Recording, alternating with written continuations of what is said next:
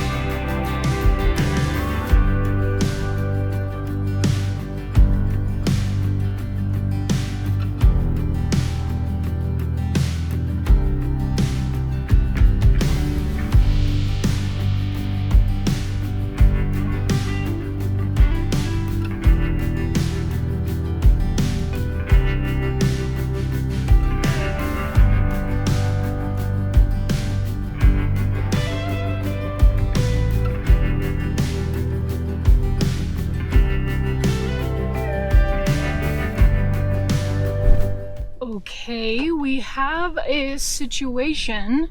There is what appears to be a guy walking right there. Hopefully he's just out for a stroll. Looks like there's another car coming. If he is stuck or stranded, yeah, there is no way I can pick up a random man. It's just not safe. Dude. I'll ask him if he needs water, and if he needs me to call somebody, because I had service up at the very, very top.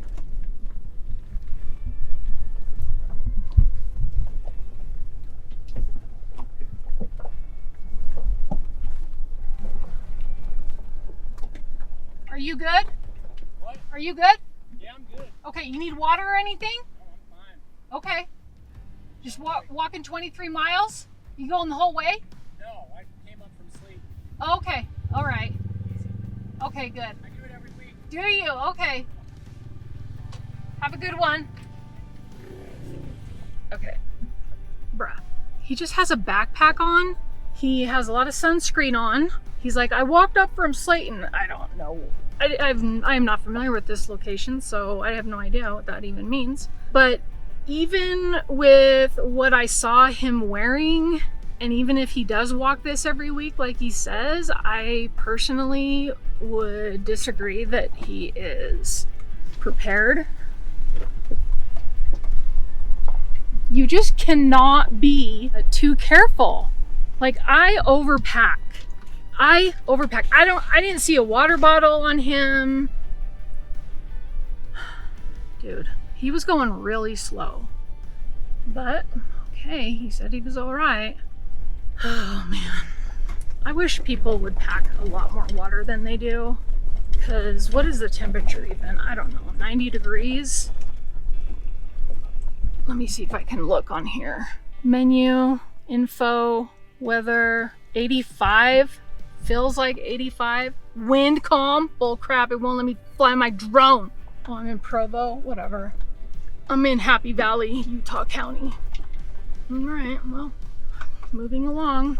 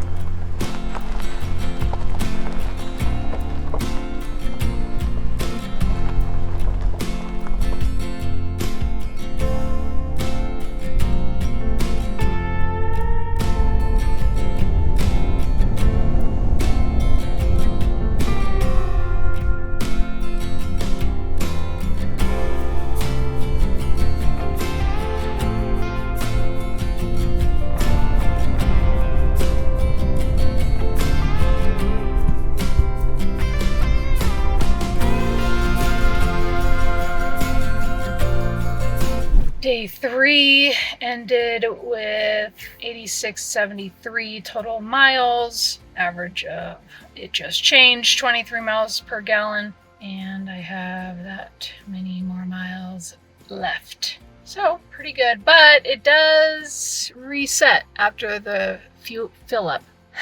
I should have, had I known that's how that would have done, I would have reset it. Or maybe try to figure out a way to not have it reset after fill up. That's what we're working with. The time is 4:09. I started officially at 12:20. My stats on Onyx, let me look it up here. I just ended it. It says a total of 24.48 miles, 3 hours, 45 minutes, and an average speed of 6.5. Now, it took me a lot longer because I was continually stopping and filming and setting up cameras and drones and all that stuff. And so I'm exhausted. It was a beautiful, beautiful drive. My overall review of the route, my car could definitely not make it. You absolutely need at least all-wheel drive, high clearance, because there are some chewed out areas from when the roads are wet and people are spinning their tires and all that.